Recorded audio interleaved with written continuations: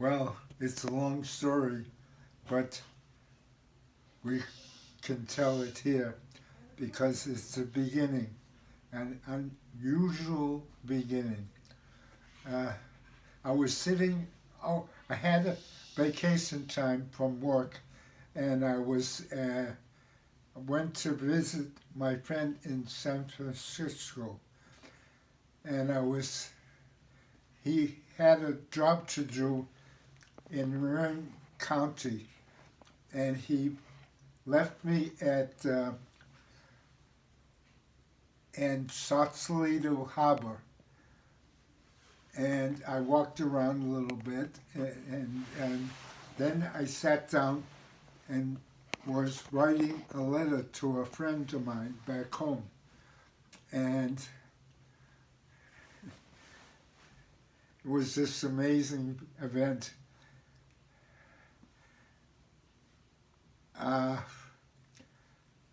All of a sudden, while I was writing the letter to a friend, a windpiper came and landed on the old buoy. What is it called? One of those buoys? A Yeah, buoy? yeah, not a pylon, Pylon. and from an old dock, and the windpiper landed right on the dock, and I looked up, and it said, "Wow," and I drew the first picture ever drawn at that point and all of a sudden I realized I was drawing this picture.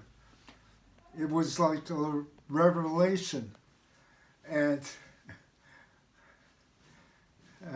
and I sat up and I stood up and I walked around a little bit, and the first store at the end of the harbor was a art supply store. And I went in and I didn't know what to do, but I got a sketchbook and a charcoal crayon. And I started to draw. And I said, if this is what you want me to do, I'll do it, but I won't push it. And I walked around the whole rest of the day waiting for my friend to come out. He was gone about 3 hours. And I drew everything I could look at on that book. Everything I ever saw was the first time, and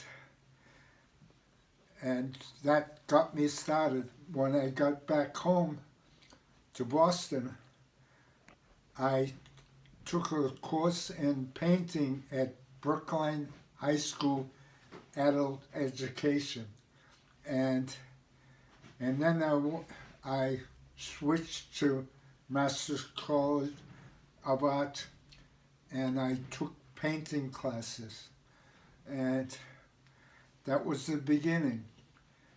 And shortly after, I went to Europe. I went to Italy to see what the art scene was over there, and